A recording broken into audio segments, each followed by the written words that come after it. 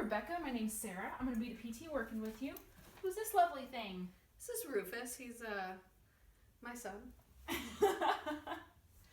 Well, we all have our fur babies, don't we? Okay. Is Rebecca a good name to go by? Yes. Awesome. So we're in here for your ankle today. How's it doing right now? It feels fine right now. It's okay? Okay, good to know. So what I'm going to do is I've already read through this. I just have a few clarifying questions, and then we're going to continue with the evaluation, and I'll do a few tests and see what we can do for your ankle. How's that sound? That sounds wonderful. Okay.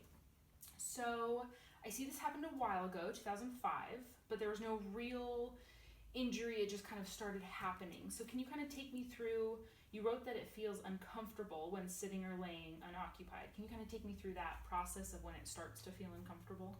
Yeah, so if I'm like laying in bed trying to go to sleep, or if I'm reading, or if I'm laying or sitting on the plane, I travel a lot for work, so I have like 17-hour flights I have to sit through. Gotcha. It will start to feel uncomfortable, kind of like when your wrists kind of feel like they need to be rolled or your fingers need to be popped, and it's just I'm very aware of it. Yeah.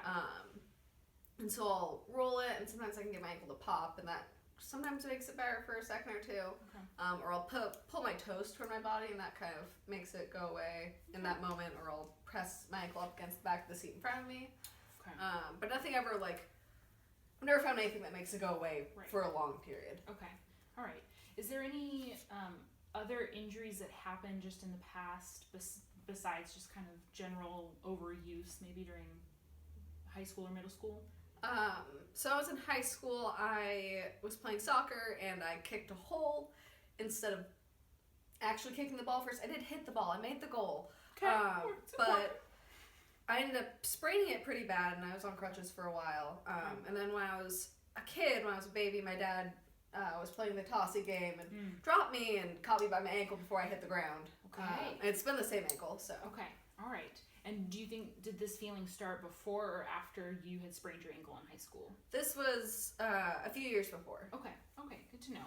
And then you said nothing really makes it go away, and laying makes it worse. Are there any, you used the word uncomfortable. Is there any other words that you would describe the feeling with?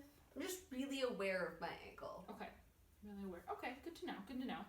I see here that you're a mechanical engineer, which kind of, what are your daily activities at that job that you have to do?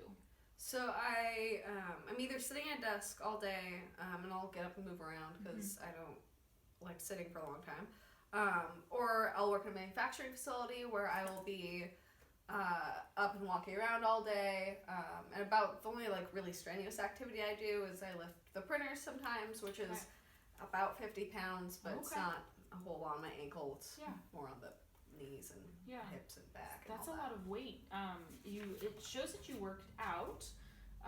What kind of, because 50 pounds is pretty hefty. What kind of training do you do? I just do like resistance type training around my apartment. I don't really like gyms, so I try and stay at home. I have my own equipment at home. Okay.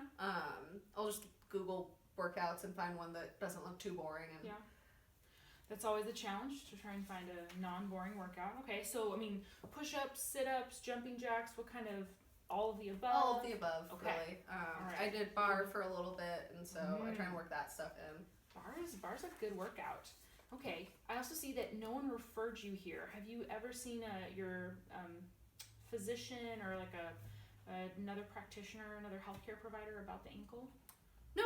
Nope. Okay, good to know. Just some good things to clarify. Real quick, I see that you have a little bit of difficulty sleeping. How does the ankle affect your sleep cycle? It's kind of just like if I'm laying in bed and I'm not like absolutely dead tired going to hit the pillow and pass out, then I'll start to notice it, and then I'll lay there, I'll twitch it, and I'll fidget it. And it kind of distracts me from going to sleep, so it kind of just delays my sleep more than actually like waking me up or anything. Okay. So has it ever prevented you from getting a full night's sleep, or does it ever kind of wake you up in the middle of the night sort of thing? It never prevents me from getting a full night's sleep. It's not like I'm laying in bed for hours. Yeah. And it hasn't woken me up ever. Okay, good to know. All right, so I think I have all I need to do a couple tests. We're going to measure some things. But real quick, is there anything else that we haven't talked about that you want to go over? Nope, I think you've covered everything. Okay, great. Well, let's get started.